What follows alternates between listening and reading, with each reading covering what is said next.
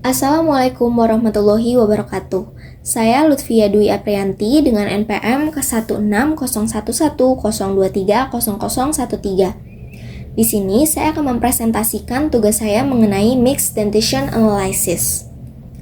Tujuan dari Mixed Dentition Analysis adalah untuk mengevaluasi jumlah ruang yang tersedia di lengkungan untuk gigi permanen berikutnya dan penyesuaian oklusal yang diperlukan untuk melengkapi analisis gigi bercampur.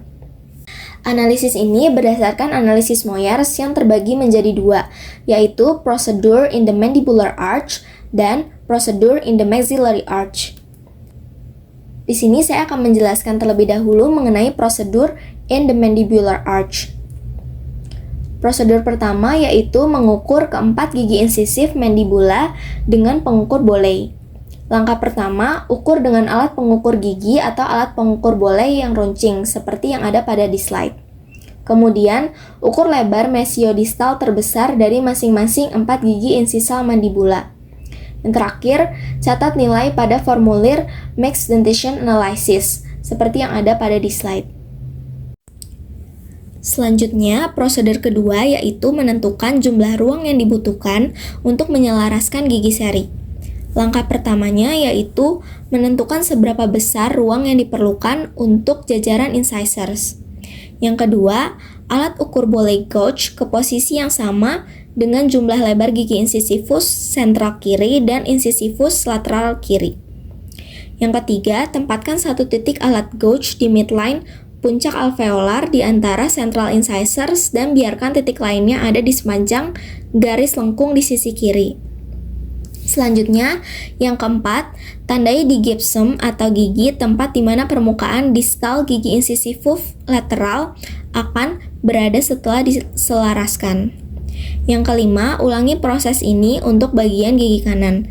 Dan yang terakhir, jika evaluasi cephalometry menunjukkan incisivus mandibula terlalu labial, ujung pengukur Boley ditempatkan di garis tengah, tetapi digerakkan secara lingual dalam jumlah yang cukup untuk mensimulasikan tegaknya gigi incisivus seperti yang ditunjukkan oleh cephalometry. Selanjutnya, prosedur ketiga yaitu menghitung jumlah ruang yang tersedia setelah pelurusan atau alignment gigi incisor.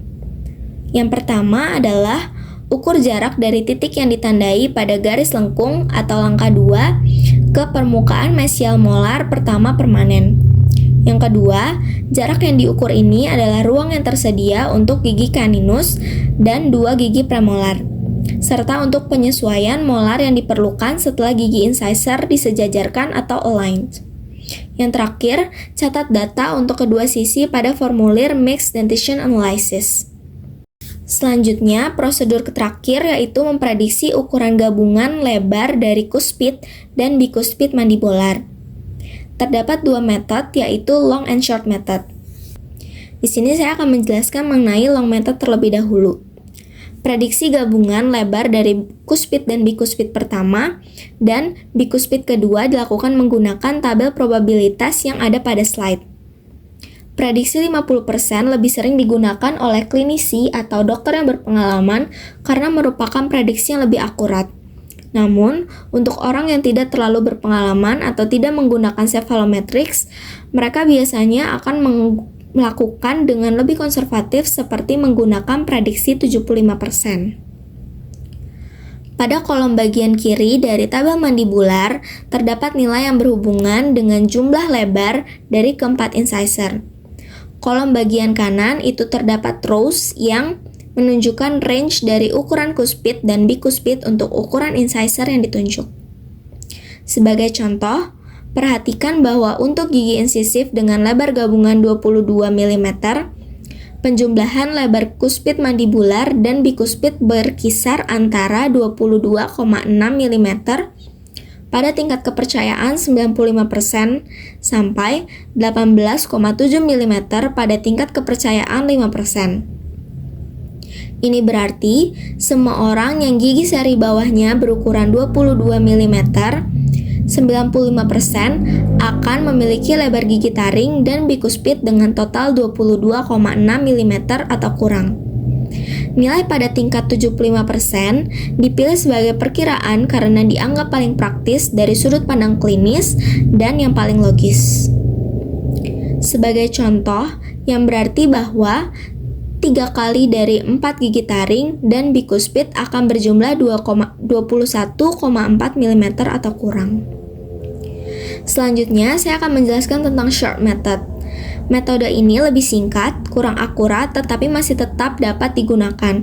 Namun, prediksi tidak dapat dibedakan berdasarkan jenis kelamin.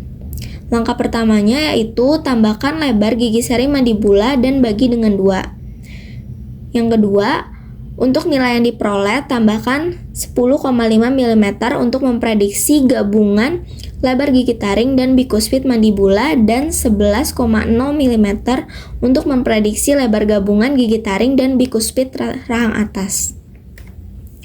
Selanjutnya, saya akan menjelaskan tentang prosedur in maxillary arch. Prosedur maxillary arch ini sama dengan prosedur mandibular arch, kecuali tabel probabilitas untuk memprediksi jumlah kuspid atas dan bikuspid berbeda. Yang kedua, kelonggaran harus dibuat untuk koreksi overjet saat mengukur ruang yang akan ditempati oleh gigi incisor yang disejajarkan. Ini adalah tabel probabilitas maxillary, bikuspid, and bikuspid. Selanjutnya, tooth space available. Untuk ruang yang tersedia atau available space sebenarnya hanya menghitung aproksimasi panjang garis di sekujur tiap segmen pada gambar apa adanya. Untuk ruang yang dibutuhkan atau required space, dia akan menggunakan lebar prediksi kuspid dan bikuspid menggunakan tabelnya. Langkah pertama adalah perhitungan ruang yang tersedia.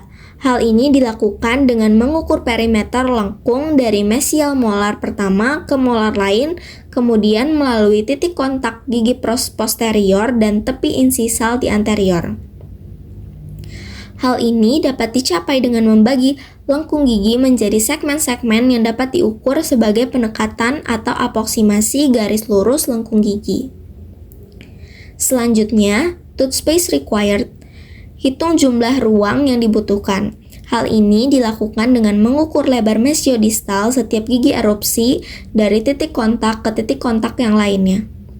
Yang digunakan merupakan lebar mesiodistal gigi incisivus mandibularis, perkiraan ukuran gigi tetap yang tidak erupsi, yaitu kuspid dan bikuspid dengan menggunakan tabel probabilitas dan kemudian menjumlahkan lebar masing-masing gigi. Jika jumlah lebar gigi permanen lebih besar dari jumlah ruang yang tersedia, maka akan terjadi defisiensi ruang perimeter lengkung dan akan terjadi crowding. Jika ruang yang tersedia lebih besar dari ruang yang dibutuhkan atau ruang berlebih, akan terbentuk celah di antara beberapa gigi. Jadi, ruang yang tersedia dikurang dengan ruang yang dibutuhkan akan memberikan kita kecukupan atau ketidakcukupan ruang untuk memposisikan gigi sesuai dengan argos dentalis. Dari semua nilai yang sekarang tercatat, bandingkan jumlah ruang yang tersedia dengan ruang yang diprediksi dari tabel pada rahang mandibular. Jika memperoleh nilai negatif, maka dapat disimpulkan adanya kekurangan ruang, dan jika positif, maka disimpulkan adanya kelebihan ruang. Baik, cukup sekian penjelasan saya mengenai Mixed Dentition Analysis. Kurang lebihnya mohon maaf. Wassalamualaikum warahmatullahi wabarakatuh.